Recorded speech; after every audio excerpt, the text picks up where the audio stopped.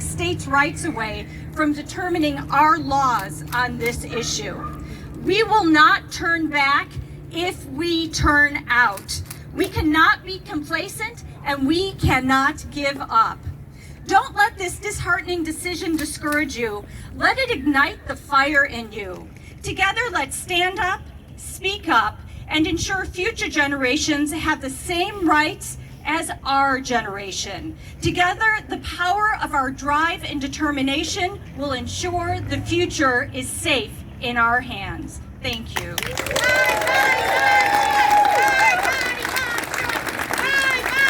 Thank you, Laura. We have two state senators that represent us here in Niles Township. Laura Fine is one. The other is Ram Villavalam, and we are so proud that we always elect pro-choice elected officials who fight for us down in Springfield. Ram Villavalam. Thank you, everybody. Good morning. Good morning. Let's give it up for our commissioner, our committee person, our everything, Josina Morita. I am so darn proud to stand beside these strong women, Commissioner Cabanargi and I. Darn, I use darn because I see the kids out here, and my kids are here too. We are so proud and honored, I'm watching my words, to stand beside them. They are on the front lines. We follow them. They give us inspiration. So I want to thank all of the women on this stage right now.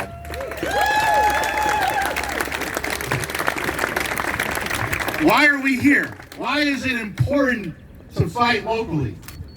Right? We had the worst election of our lifetime in 2016. What did we do? We rose up. We marched for our human rights, our women's rights, for science, for environmental, for our Muslim American neighbors. We picked up a clipboard, we put up a sign, we went on the train downtown. We did everything we could. And then guess what we did? We went to the ballot box in 2017 when we had municipal elections across the state of Illinois. We elected pro-choice Democrats to our village boards, our library boards, our township boards. People like Bushra Amiwala, Atur Sargon, Kemre Kuhn, Mario Shada, people that will use their platforms to talk about why our rights are so important, why being 100% pro-choice is so important to people's bodies, right? That's what we did. We didn't stop though. We didn't stop. In 2018, we elected J.B. Pritzker to be our next governor. We re-elected pro-choice majorities in the Illinois House and the Illinois Senate. And guess what that landed?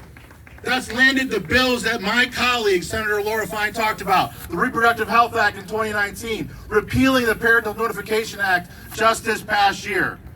That's what elections do. That's what this is about. So people ask me, what's the secret sauce to winning elections, running campaigns? And I'm here to tell you folks, we know the playbook. We know the playbook. It's showing up here today. It's picking up a sign, picking up a clipboard, knocking on someone's door, making a phone call. Because guess what? We have an important election coming up, and it's not just me and you that are counting on each other. As Senator Fine mentioned, the whole country is counting on states like the state of Illinois, because we have done the work. We are lucky to live in this state, but we've also done the work to make our state 100% pro-choice. That's what this is about, right? So, yes, we're counting on each other in this next election, but I want you to think for a minute about the women that are living in other states, like Missouri and Mississippi and Indiana. That's what this is also about. So, are you with me? I can't hear you. Are you with me? Yeah! Are we going to pick up a clipboard? Yeah! Are we going to knock on a door? Yeah! All right, let's go do it.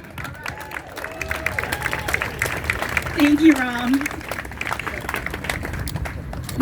We want to thank our pro-choice elected officials. We want to also thank all of our pro-choice activists out there. If all of you guys who have gone to the women's marches, who have fought for our choice, who have been escorts. I see Laura Williams. Thank you to our escorts. America's been fighting this fight for a long time, and I know some of us are tired, but this is just the beginning of the fight of our lifetimes. And I want to introduce one of those women, Veronica Ariella, the 50th Ward, who's a pro-choice activist who want to share some words. Thank you. Wow, that was my state senator, Rom. God, wow. I mean, that's why I vote for you, and I knock on doors for you, that fire. Thanks to everyone for being here today, especially our elected officials who we rely on to protect our freedoms. Of all the many things I do in this world and am, I'm a woman and a woman who has had a daughter. This is Mother's Day weekend, and today we gather, for me, in anger, because we are poised for the far right to finally finish their 50-year trek to overturn Roe v. Wade.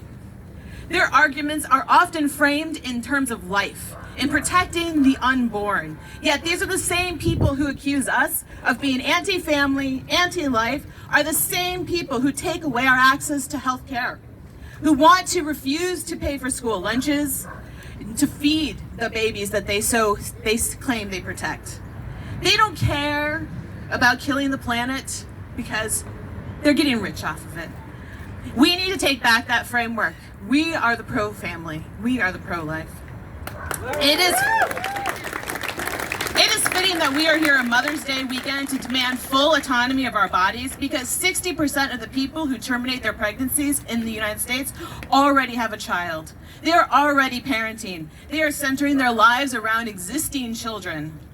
The people who claim to be pro-family do nothing to address the fact that 75% of those who terminate a pregnancy are low income, except tell them to add another mouth to feed to their already tight budget. 60% of those who terminate a pregnancy are not white.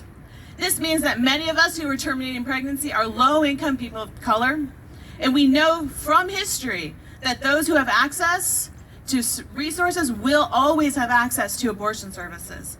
We know that from right now, the people who are able to travel across state lines have access to resources and have access to a medical procedure that is so common that almost 1 in 4 women have this procedure. In the USA, there is more dangerous to be Black and pregnant than to have an abortion.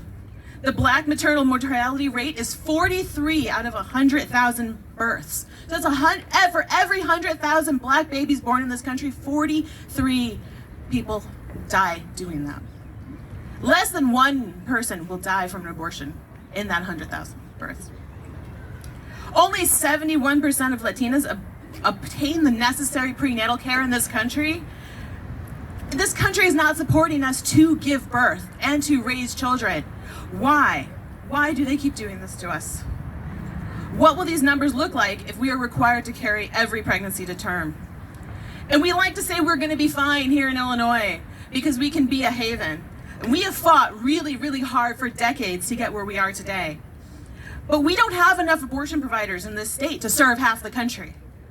And we need our elected officials to step up even further, and we need to push them. Those impacted the greatest from overturning Roe v. Wade will be the people who always bear the brunt of tragedies, communities of color, where we are too often under-resourced. In many of our communities, we cannot even buy fresh fruit for our children. There's a baby formula shortage in this country, folks. And the activist Supreme Court want us to have more babies. My mother taught me, who is no longer with us, frankly, way before I really understood how sex works, that I was the one to decide what to do with my body, when I could or should be pregnant. That no religious figure could tell me that I could not use birth control. She was a nurse in labor and delivery, and she taught me that helping babies come into this world was joyful. But part of that joy was that choice, being able to do that. She had me 10 days before her 19th birthday, and in high school I asked her once, why? Why would you do that? You're so young. And she was like, because I wanted you. And I want everyone to be able to have that talk, to be able to say, I wanted you, not that I had no choice. Before we mandate pregnancy, we need to mandate universal health care, paid family leave, affordable child care that respects both the family and the caregiver. Being pro-family is more than ensuring someone is born. It is ensuring that their life is respected and fulfilled. The majority of the people in this country support abortion rights. The majority of people of color voted for reproductive justice. What is happening now is not just an attack on our ability to decide when or if we should be pregnant, but on democracy itself. Our freedom is at stake, and we need to stay angry. We need to stay so very angry until we turn the tide back again by packing the court, by electing women of color at every level, including local races, and demanding that this country love our families as much as it says it does. Thanks. Thank you, Veronica. There's so much at stake on every level for all of us, but especially for our young people. And so we are so proud to have high school students here to share their voice and tell us what this means to them, because this is about them. So we're going to start today with Mosi from Niles North High School.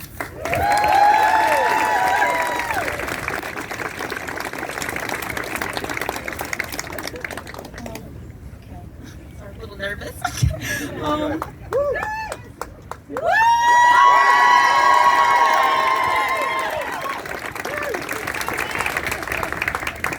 49 years ago, a historical Supreme Court case was decided in regards to abortion known as Roe v. Wade.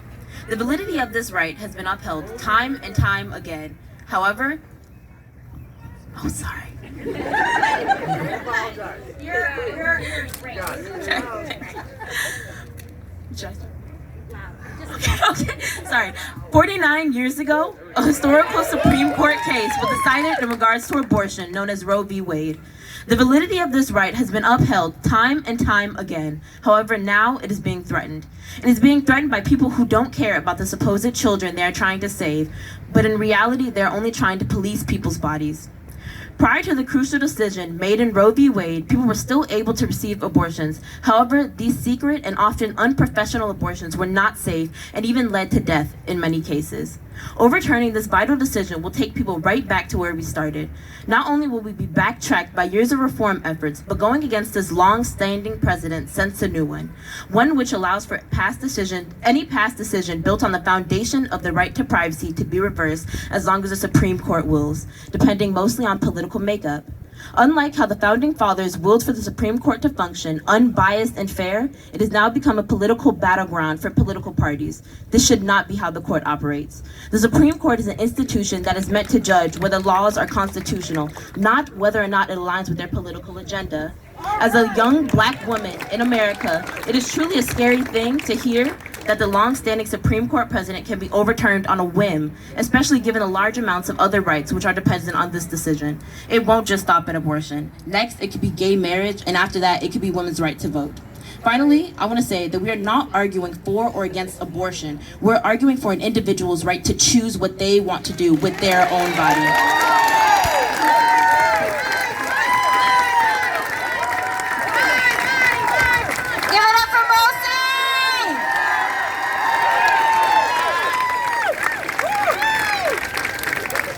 She makes us proud. Next, from Glenbrook South High School, we have Sarah. Hi. Okay, it's loud enough? No? Closer? Okay, hi, I'm Sarah from Glenbrook South High School. Okay, so on Sunday, I was celebrating Eid with my family when I got a notification on my phone from the New York Times. I casually picked up my phone, read the notification, and apparently I looked like someone had died because my cousin right next to me asked me in disbelief if I was all right. And so we saw the notification that the Roe v. Wade, the leaked Justice Alito opinion was going to be overturned in June. And I personally thought, some states have delegated and have different laws regarding and often restricting abortions, but it never occurred to me that it would overwhelm the Supreme Court. If Roe v. Wade is overturned, over half the U.S. has trigger laws that will automatically deeply restrict, if not ban, abortions entirely. Illinois could become an oasis in a barren women's rights desert. A couple weeks ago, in my U.S. history class, I learned about Roe v. Wade and its significance for women's rights in the 1970s. And then ever since that landmark decision, I thought abortion was off limits. I didn't think it could be touched. by democracy. It isn't. It's been 50 years, so why are we going backwards? The past week has possibly signaled the end of women's reproductive rights in America. And it felt like the curtains have gone up while the actual actors are still scrambling. As a country, we should not revert back to any form of conservatism within the federal government, and religion should not dictate our freedom. And as a woman's right to choose should be what's right for her, and her health and well-being should not be confined and restricted because of the ignorant and rich people who live in a bubble. Your personal objections should never give you the right to deny bodily autonomy to others.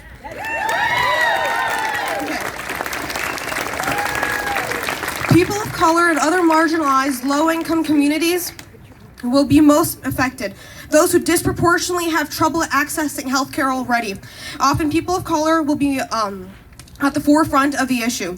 We know it's going to be impacting those who have barriers to healthcare already, youth who have to ask their parents and confront this issue when they're young. And even before an abortion ban, those who lived in rural areas, women of color, and those who have low incomes were already struggling.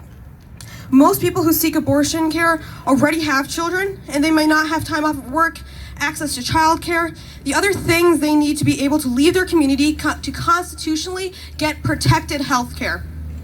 Abortion is an issue which disproportionately affects people of color again, and for teens specifically. For other kids my age who somehow wind up pregnant, whether it be through regular means or rape or incest, they deserve the right to an option, to a choice.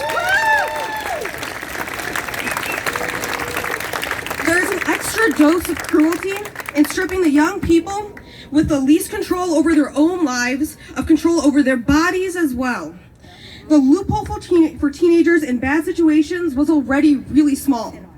This overturning can dissolve any hope and give power to an authoritarian party that can dictate our lives forever.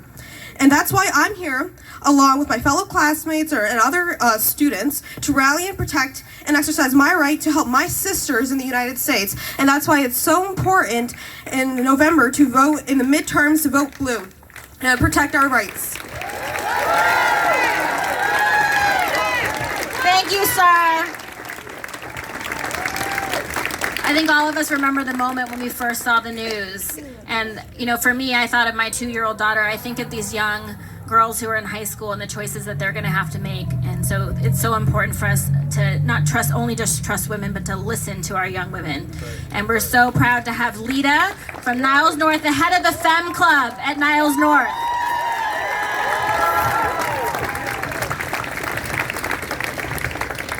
Hello everyone, my name is Lita Blades. Last night, when I sat in front of my computer ready to write down this speech, I couldn't write anything down. And it is because the fact that I was invited here and am here to give this speech for this purpose is unbelievable. It is so hard for me to even begin to fathom that this is reality, our reality. That this is actually happening here in our country. I've spent a majority of my relatively small life being passionate for the rights of women, particularly reproductive rights. This includes countless hours poring over the history of feminism and female liberation. Last year in particular, I focused my time and energy studying the history of abortions pre-Roe v. Wade. The horror stories of abortions before Roe are unimaginable. The fear, the guilt, the sorrow, the pain were beyond what I could imagine existing now in this day and age, in this country.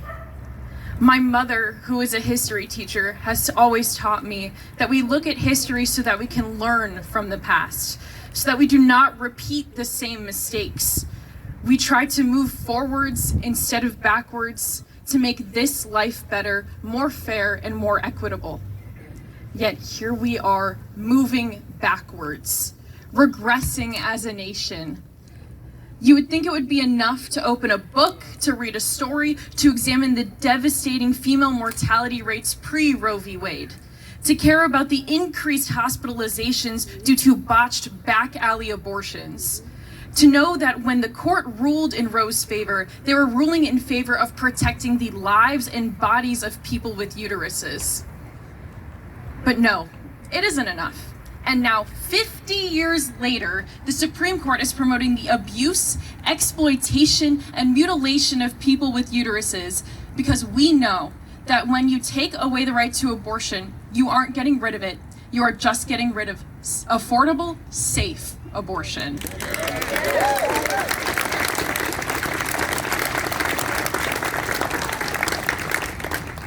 When abortion is illegal, you open the door for unqualified individuals to manipulate desperate people into stealing their money, leaving them bloody and devastated with no support or care for their bodies or lives.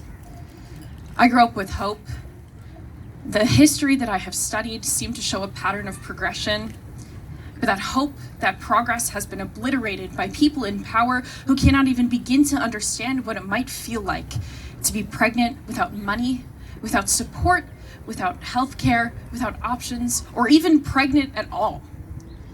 I am sad to think about my grandmother, who was alive to see women fight for their right to safe and legal abortion and the victory in Roe v. Wade, only to see all that effort and time demolished by an illegitimate court attempting to reverse it 50 years later.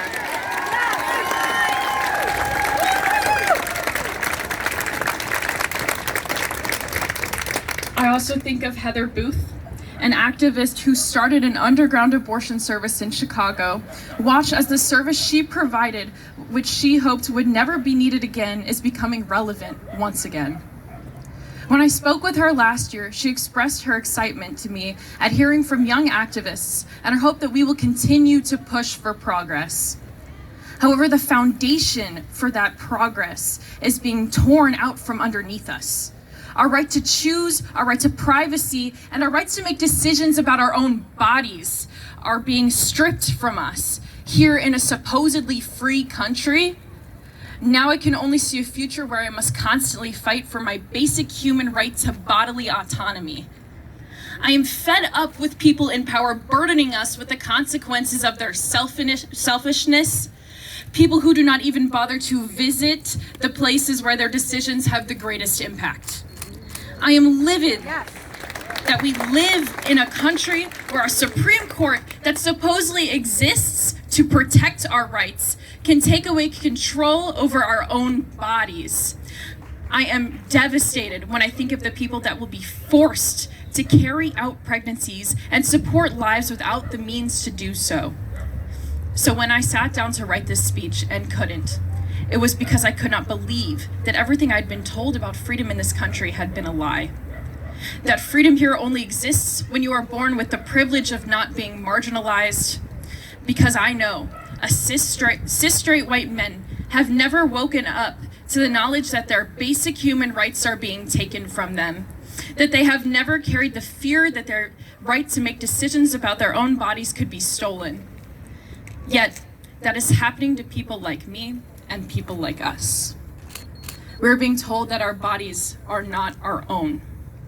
We must take a stand against this cruel injustice. We must vote in November, and we must ensure that the bodily autonomy of U.S. citizens is a guaranteed right. Thank you.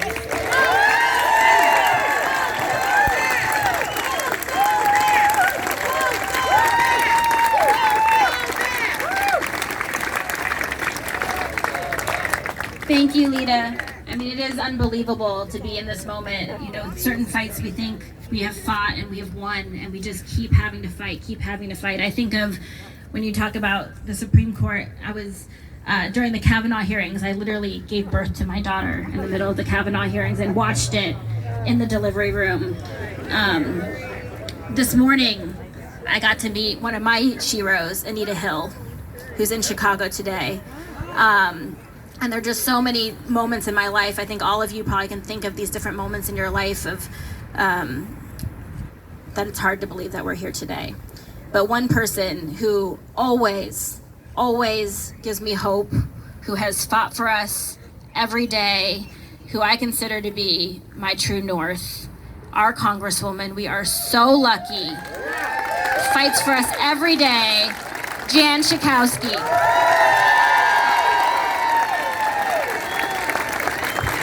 Thank you, Josina, for pulling us together. Thank you for these young women who we're fighting for. Thank you. I am fired up like I haven't been fired up for a long time. This is it. Are you fired up? Are you ready to fight? So I am of that generation that remembers before Roe v. Wade.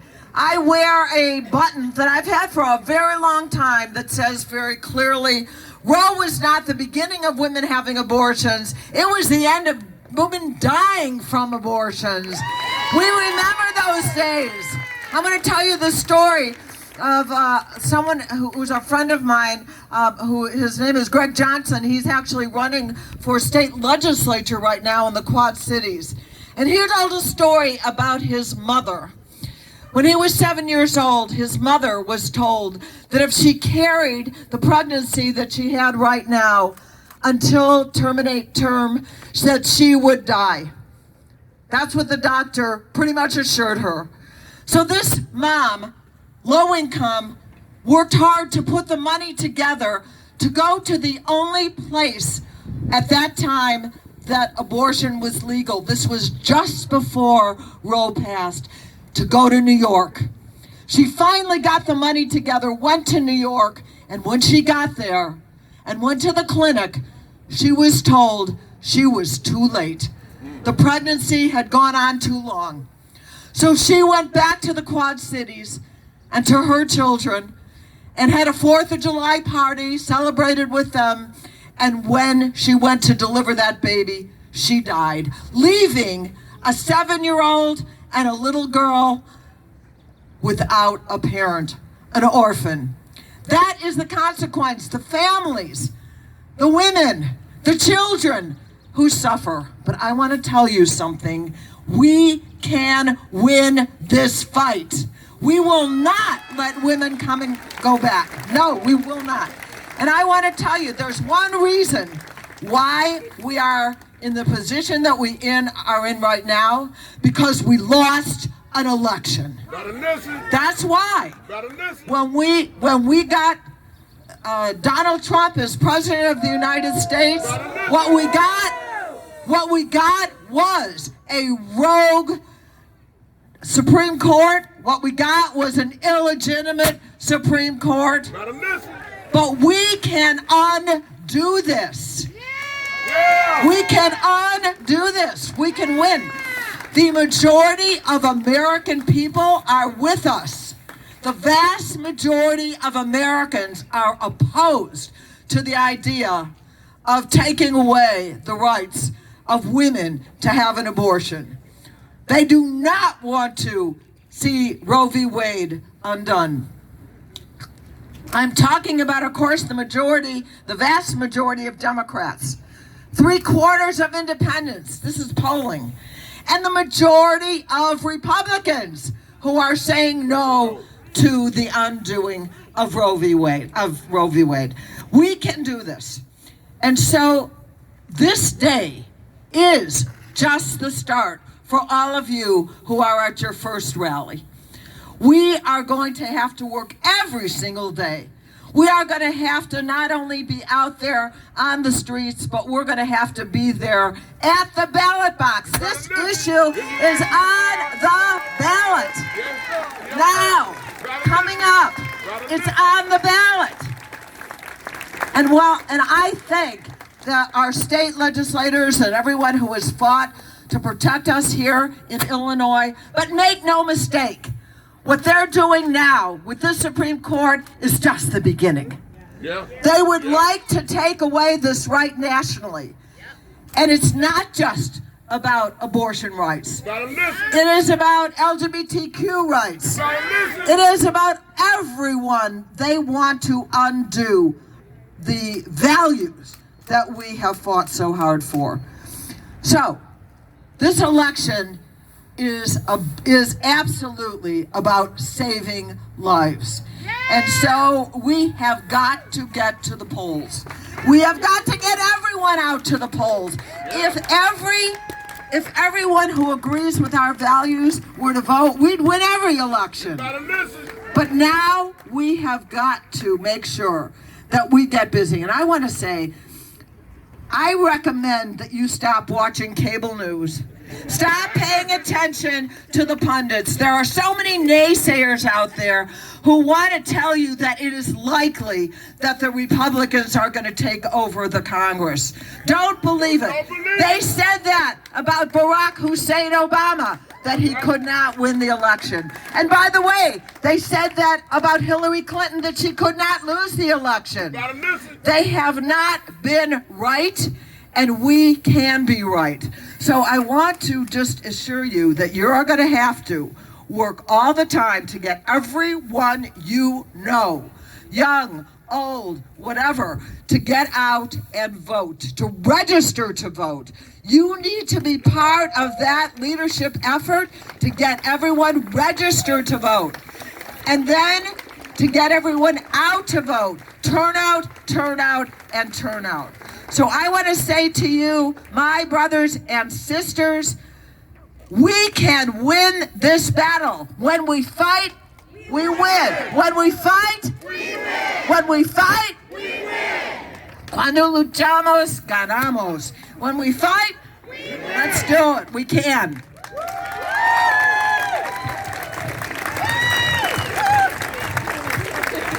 How lucky are we? We are lucky to have Jan Schakowsky, to have Ron Villavlon, to have Laura Fine, to have Mike Cobbinargi representing us, but they represent us because we voted for them. We have to continue to elect pro-choice elected officials who will fight for our values. When is the primary? June 28th. When does voting start? May 19th for early voting. May 19th, May 13th in some places. So you can start voting in almost a week. You can already register for a vote by mail ballot. If you're not sure where you will be June 28th, you can go to the Cook County Clerk's website and register for a vote by mail ballot today, so you make sure you don't miss it. We have so much work to do. I was elected the same night as Donald Trump. And we have so much work to do. And it starts with this primary election cycle. How many people are ready to fight? This is the beginning of the fight of our lifetime. This is not the end. We have days of action planned with Niles Township Democrats United. For those who have questions and want to learn more, we are going to have a choice town hall on Monday, May 16th at 7 p.m. virtually. If you registered, we will get an email. It's also on our Facebook site, so that we can just make sure everyone is getting the right information, getting your questions answered about what this means for us. So we will have that town hall on Monday, May 16th. There will be more rallies. There'll be more days of action. Everybody has these signs. Please put them up in your house. Let your neighbors know what you believe and where you stand. Let's talk to our neighbors. Everybody go home and talk to 10 neighbors this weekend, right? And we're going to have days of action. We're going to knock on doors. We're going to cover early vote sites. And when we fight, we win! Thank you to all of our speakers. Thank you to our young people, Lucy, Sarah, and Lena. Thank you to you for coming, for fighting. We will see you out there. Thank you all so much. And thank you to DJ Christian.